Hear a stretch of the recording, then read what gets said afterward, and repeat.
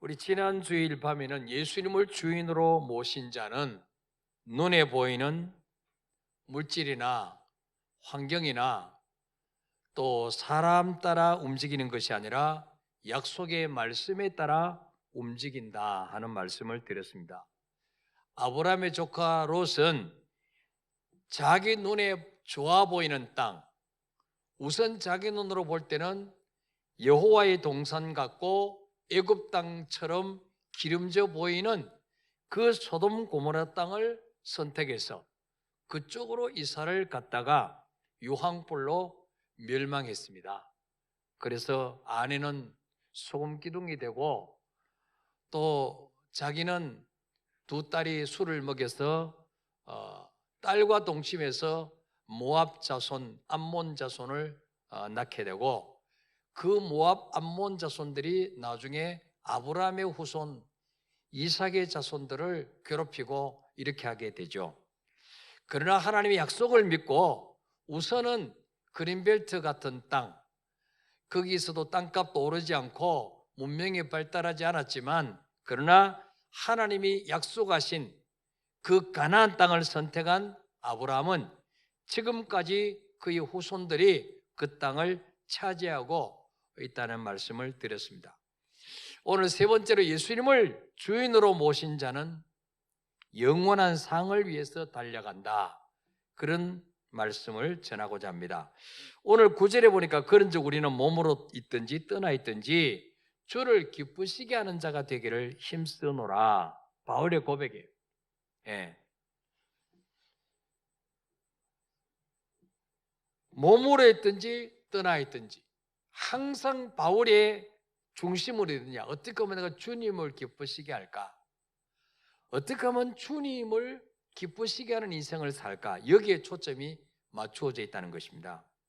왜 주님의 기쁨을 위해서 바울은 살았느냐?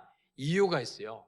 10절에 보니까 읽어봅시다. 시작. 이는 우리가 다 반드시 그리스도의 심판대 앞에 나타나게 되어 각각 선악간에 그 몸으로 행한 것을 따라 받으려 함이라. 아멘. 반드시 심판이 있다는 것입니다. 이 땅에서 한번 살다가 죽으면 끝나는 게 아니에요. 심판이 있습니다. 여러분, 학교에도 심판이 있죠. 한 학기 공부하고 나면 기말고사를 치고 학년말고사를 치고 평가를 합니다. 평가. 회사도 마찬가지예요. 평가가 있어요.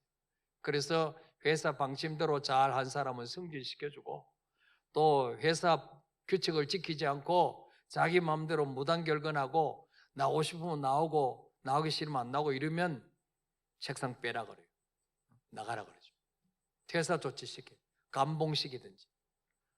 여러분, 하물며 한평생 인생이 이 땅에 살다가 죽고 난 후에 평가가 없겠습니까? 심판이 없겠습니까? 그렇다면 누가 의롭게 살라 그러겠어요? 누가 양심대로 살라 그랬어요? 누가 말씀대로 살라 그러겠어요? 아무렇게나 살죠. 내 욕심대로, 내 하고 싶은 대로, 정욕대로 살죠. 예. 자, 그래서 바울은 그걸 알았어요. 예. 우리가 다 반드시 한 사람도 예외가 없어요. 하나님의 심판 앞에 서지 않고 통과할 사람은 한 사람도 없다. 우리가 다 그랬어요. 올, 다. 그리고 반드시 그리스도의 심판대 앞에 나타나게 되어서 각각 아버지가 잘한다고 자식이 통과하는 게 아니에요. 각각입니다. 각각. 심판은 하나님과 나서 1대1의 관계예요. 아내가 잘 믿는다고 남편이 그냥 치맛자락 붙잡고 올라가는 게 아니에요. 응? 그렇게 튼튼한 고무줄도 없고, 예.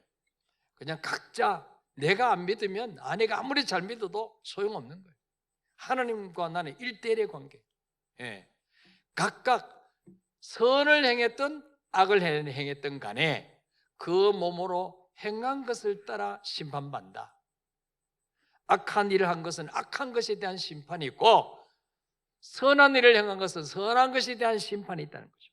그래서 히브리서 9장 27절 한번 읽어볼까? 시작. 한 번 죽는 것은 사람에게 정해진 것이요 그 후에는 심판이 있으리니. 아멘. 저도 그렇고 여러분도 그렇고 한 번은 다 죽어야 돼요. 그날이 언제일는지 아무도 모릅니다. 근데 죽고 끝이다 그러면 뭐라고 말씀대로 살라 그러겠어요? 반드시 죽음 이후에는 심판이 있다. 하나님의 상급이 있다. 상벌이 있다. 예. 교회 안에 중직자들 가운데서도 마치 죽으면 끝나는 것처럼 심판과 상급이 없는 것처럼 악을 행하는 자들이 있어요. 장로님들조차도 하나님 무서운 줄 모르고 교회를 대적하고 어지럽게 만들고 목회자를 대적하고 강단에 올라가서 목회자를 멱살 잡고 끌어내고 전에 우리 다니엘 기도회 때 간증한 그 목사님 그 울산인가 포항에 있을 때 고등학교 때 성찬식 하는데 자기 모교에 성찬식 하는데 장로님이 성찬식을 못하도록 방해하는 거예요. 그 완전 죽으라고 약선 거지. 여러분 그 정말 무식이 충만한 사람이에요. 하나님 살아계심을 안 믿는 사람이에요. 그 사람. 하나님이 지금 두 눈 시퍼렇게 뜨고 보고 계시는데 어디 그것도 뭐예요? 예수님이 나로서 흘리신 피와 찢기신 살을 기념하는 예수님이 직접 명령하신 성찬식을 하는데 그걸 못하도록 방해를 하고 그 천국 가겠어요? 그런 사람? 교회 안에도 종교 생활하는 사람 많다는 거예요. 그러니까 장로라고 다 믿지 말고 목사라고 다 믿는 게 아니에요. 열매를 보고 그들을 알지니라.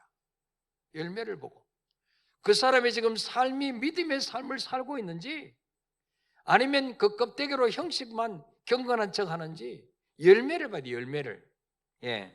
아무나 따라가면 안 된다는 거예요. 자, 누가복음 18장에 보면요 부자 청년이라요. 부자 청년. 이 부자 청년은 아마 부모로부터 유산을 많이 물려받았는지 부자이면서 또 유대 관원이었어요. 관원. 돈만 많은 게 아니고 권력까지 있었어요. 이 사람이 예수님께 와서 선한 선생님이여 내가 무엇을 하여 영생을 얻으리까? 이제 이 땅에서는 가지고 싶어 다 가졌어요. 근데 죽으면 천국까지 가고 싶다. 그러면 이제 나는 다 가진 거다. 그렇게 생각하고 물었습니다. 그때 주님 말씀했습니다. 네가 계명을 안 하니 간음하지 말라, 살인하지 말라, 도둑질하지 말라 10계명을 쭉 이야기하셨어요. 그랬더니 이 청년이 그것은 내가 어려서부터 다 지켰습니다. 그때 22절에 보니까 주님이 이 말을 들으시고 이러시되 네게 아직도 한 가지 부족한 것이 있다. 너 계명 다 지켰느냐? 근데 내가 보니까 너에게 하나님보다 더 사랑하는 그게 있구나.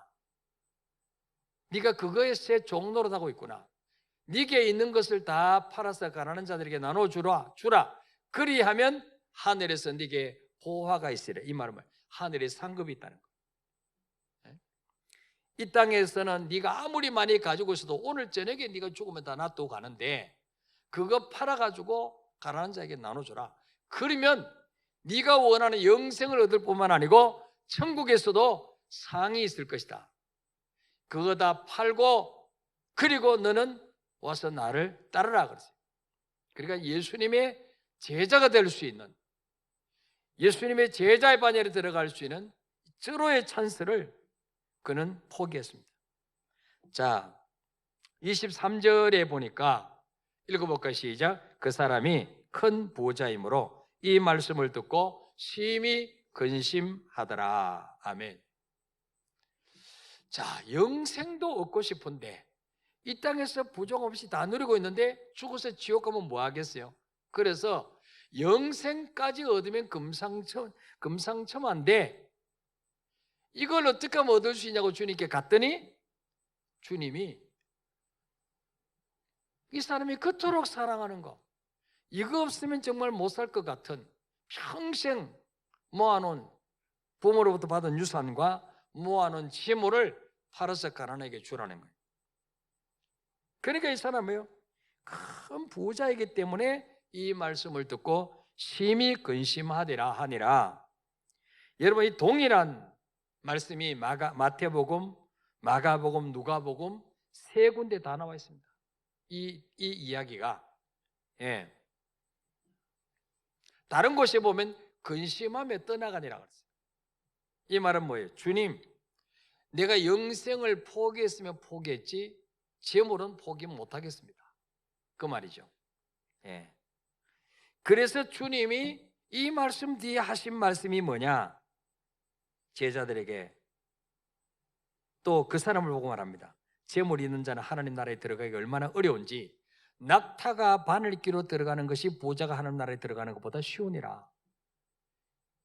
이 이야기 끝에 이 유명한 이야기 나오는 거예요. 부자가 천국에 가는 것은 낙타가 바늘귀로 들어가는 것보다 더 힘들다. 예. 여러분, 바늘귀가 얼마나 작습니까? 실이 겨우 끼어진대. 그것도 뭐 그냥 마음 놓고만 안 들어가. 이게 침 발라갖고 막 가늘게 해가지고 이렇게 하지 끼우잖아요. 근데 거기 어떻게 낙타가 들어가? 낙타가 실도 안 들어가는데. 이 말은 뭐예요? 부자는 천국 가기가 거의 불가능하다. 왜? 그게 내 인생의 주인이기 때문에. 주님보다 그걸 더 사랑하기 때문에. 예. 자, 이 부자 청년은 예수님이 그 인생의 주인이 아니었어요. 그렇기 때문에 천국에 대한 소망이 없었습니다.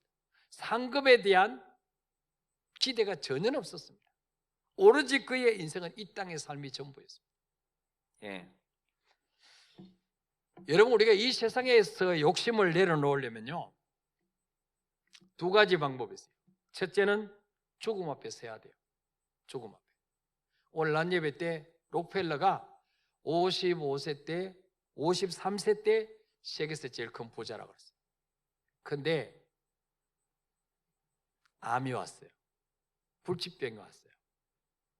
아무리 부자면 뭐예요? 그분이 그 당시 하루 먹을 수 있는 것은 비스켓 몇 개 하고 우유 반잔. 얼마나 불쌍해요. 우리는 돈 없어서 못 먹지 잘 먹잖아요.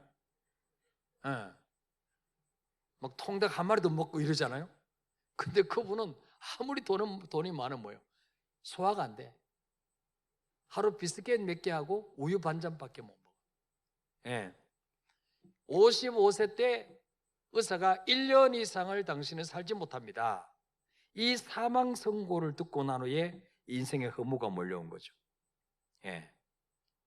그래서 여러분, 우리가 이 세상 욕심을 내려놓으려면요, 죽음을 직면해야 돼요. 내가 죽음 앞에 서든지 아니면 가장 가까운 가족이 죽음을 당하든지, 아내가 죽든지 남편이 죽든지 자식이 죽든지, 종교개혁을 일으킨 마틴 루터 같은 사람은요, 왜 신부가 됐느냐? 친구하고 같이 가다가 벼락에 떨어졌는데 옆에 있는 친구가 죽었어요. 벼락 맞아 죽었어요. 거기서 인생이 뭐냐? 아, 인생이 이렇게 짧을 수도 있구나. 청년 때. 그래서 원래 루터는 법학을 공부하려고 그랬어요. 근데 그 친구의 죽음을 보고 신부가 되기로 했어요. 지금도 독일에 가면 그 마틴 루터가 벼락 맞았던 그 장소가 있어요. 예. 그래서 언제 우리가 인생을 다시 한번 돌아보게 되느냐? 죽음 앞에 서면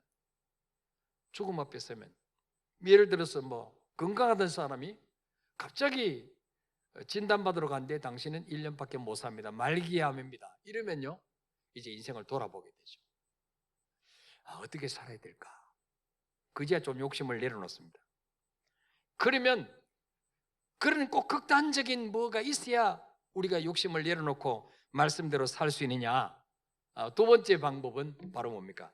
부활의 주님을 만나면 그렇게 바뀔 수 있어요.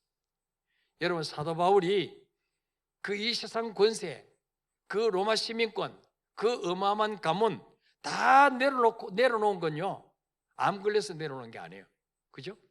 죽음, 뭐 가까운 가족이 죽어서 그런 게 아니에요. 거기서 충격받아 그런 게 아니에요.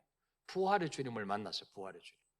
바로 사도행전 9장에 다메섹 도상에서 빛보다 더 강한, 햇보다 더 강한 예수님이 그 빛이 비치면서 말에서 굴러 떨어지죠. 하늘 소리가 들립니다. 사울아 사울아 네가 어찌 나를 핍박하느냐. 여기서 사울이 완전히 깨집니다. 부활의 주님을 만나고 이 세상이 부질없는 것이구나, 덧없는 것이구나. 그때부터 바울이 이 가치관이 완전히 바뀌어요. 예. 자, 그래서 빌립보 2장 7절부터 9절까지 한번 읽어볼까요? 시작.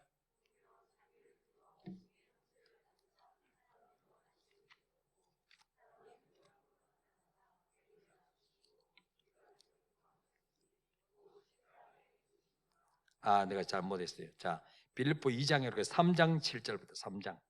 자, 3장 7절부터 9절까지 보니까 그러나 무엇이든지 내게 유익하던 것을 내가 그리스도를 위하여 다 해로 여길 뿐더러 또한 모든 것을 해로 여김은 내 주 그리스도 예수를 아는 지식이 가장 고상하기 때문이라.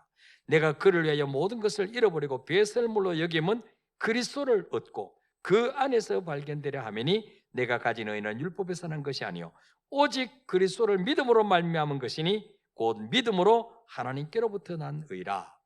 자, 이 사울이 부활의 주님 만나고 난 후에 7절에 전에 내게 유익하던 것, 정말 이거 없으면 못 살 것 같고 이것이 나를 살맛나게 만들고 이것이 나에게 자존감을 세워주고 이것이 나에게 기쁨을 주던 그거, 주님 만나고 나니까 시시한 거예요. 이걸 다 뭐요? 그리스도를 위하여 해로 여겼다. 전에 유익했는데 주님 만나고 나면 이 가치관이 바뀌어야 돼요. 왜? 그리스도를 아는 지식이 가장 고상하기 때문에. 그래서 뭡니까? 8절에 보니까 내가 그를 위하여 모든 것을 잃어버리고 배설물로 여김은, 배설물, 전에 사랑하던 거, 좋아하던 거, 이거 없이면 못 살 것 같은 그거는 뭐예요? 전부 다 똥같이 여겼다는 거예요.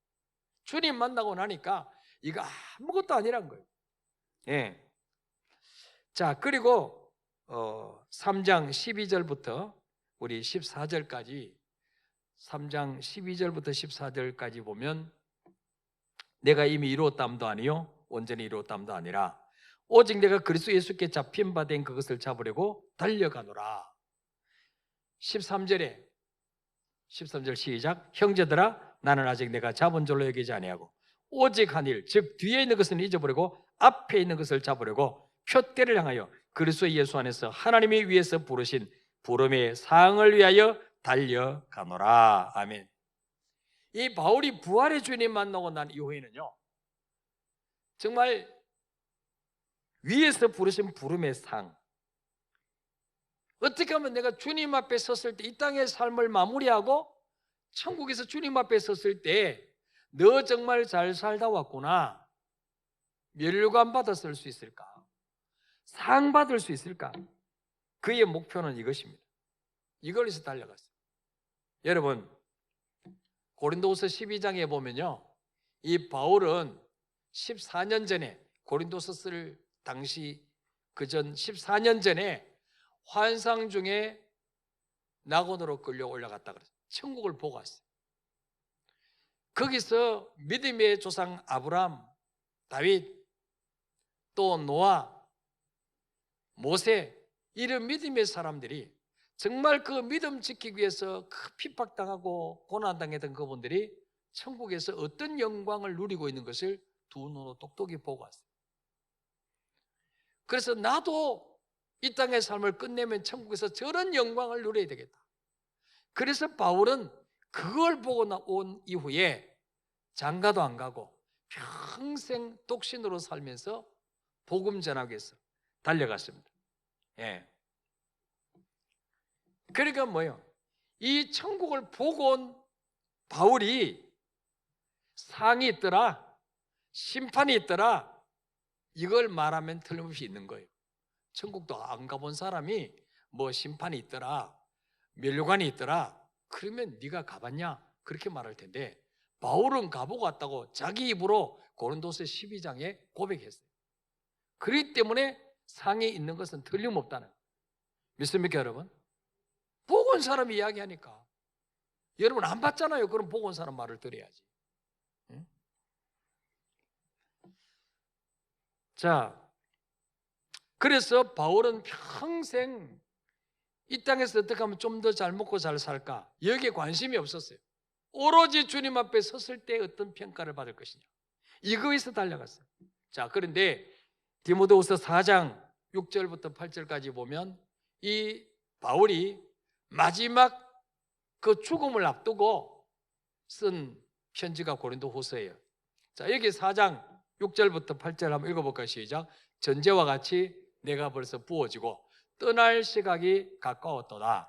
나는 선한 싸움을 싸우고 나의 달려갈 길을 마치고 믿음을 지켰으니 이제 후로는 나를 위하여 의의 면류관이 예비되었으므로 주 곧 의로우신 재판장이 그날에 내게 주실 것이며 내게만 아니라 주의 나타나심을 사모하는 모든 자에게 되느니라. 아멘.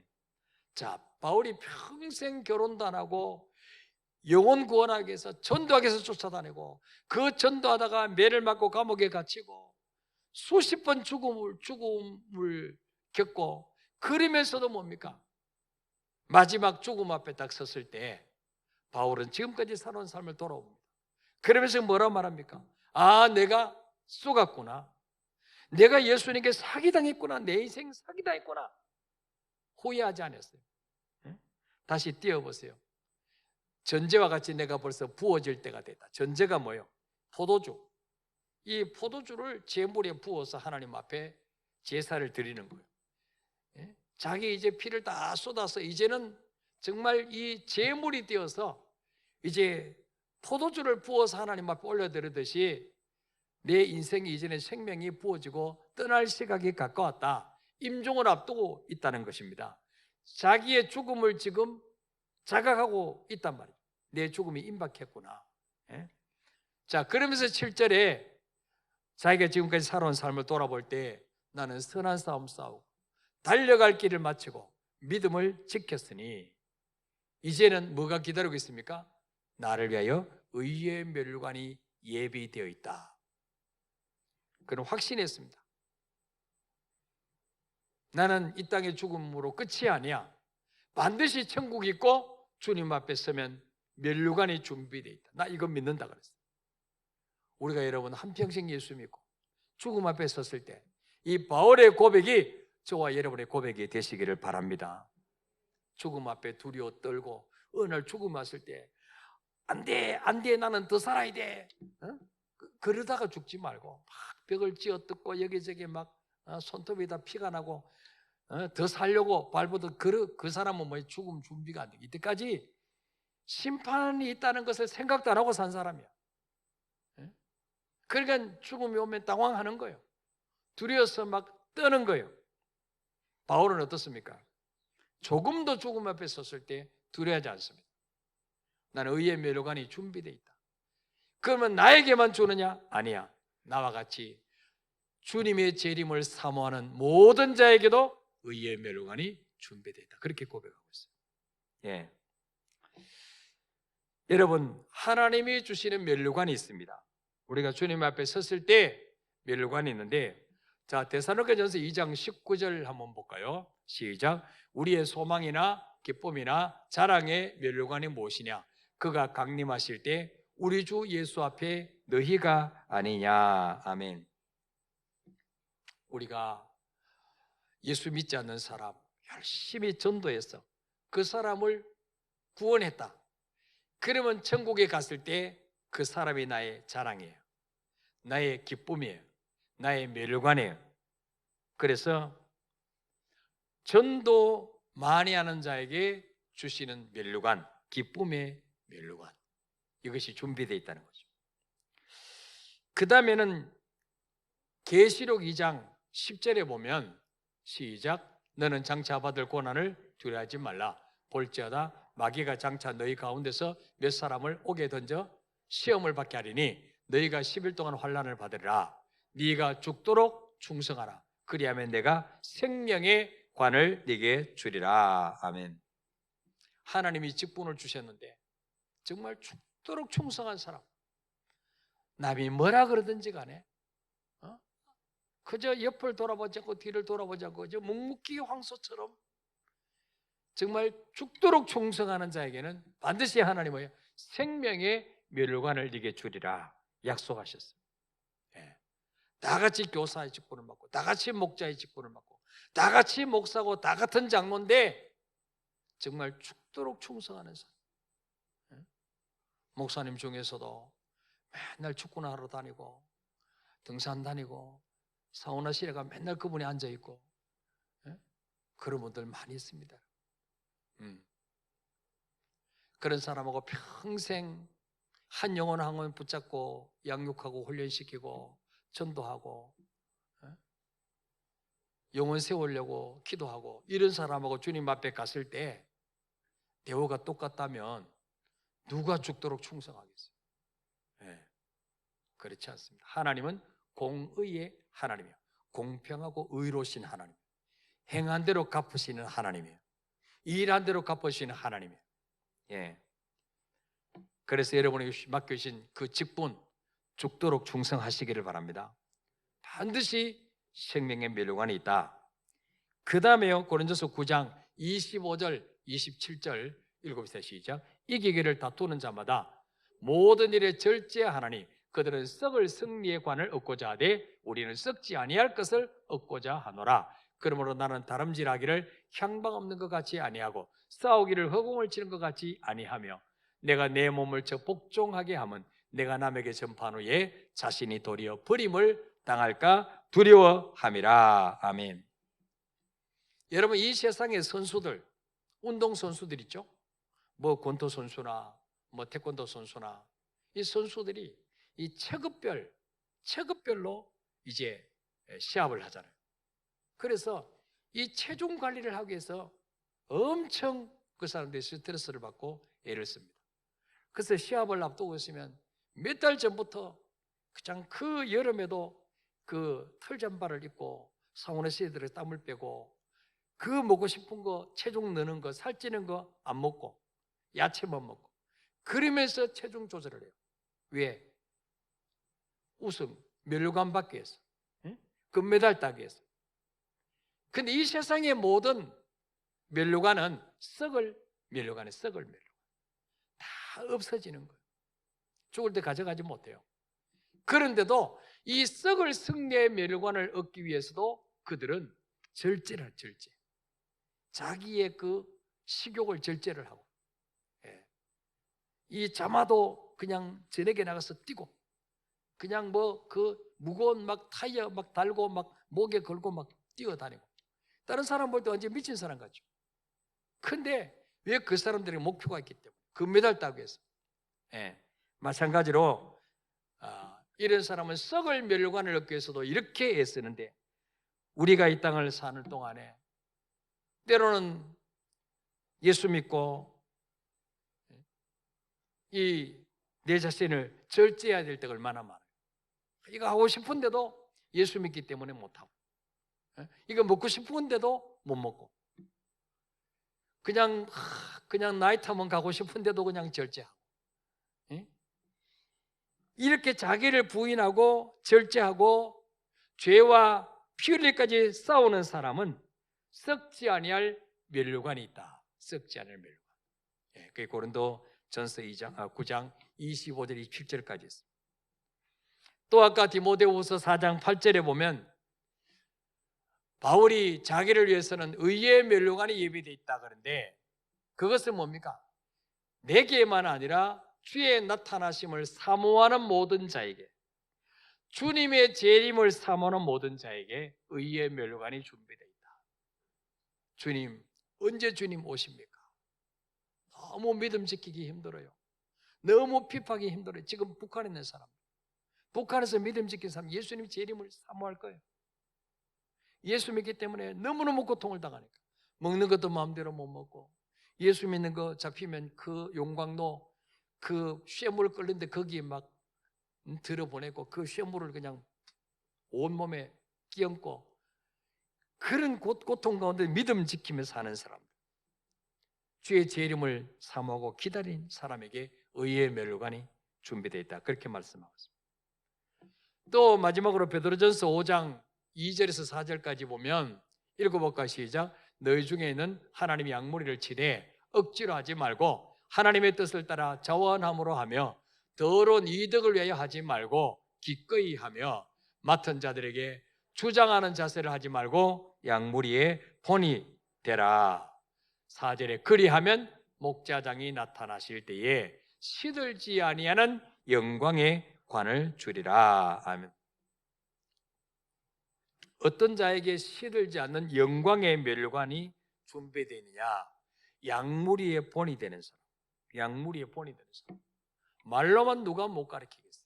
삶으로 본이 되는 거예요. 장로님은 장로님에 대해서 이 상도들에게 본이 되는 거예요. 주장하는 자세를 취하지 말고 더러운 이득을 위해서 주의를 하지 말고 하나님 앞에서 하는 하나님. 그래서 한 사람 한 사람을 믿음의 사람으로 잘 양육하면 주님 앞에 목자장이 나타나실 때에 주님이 재림하실 때 영광의 멸관을 주리라. 그렇게 약속하고 있습니다.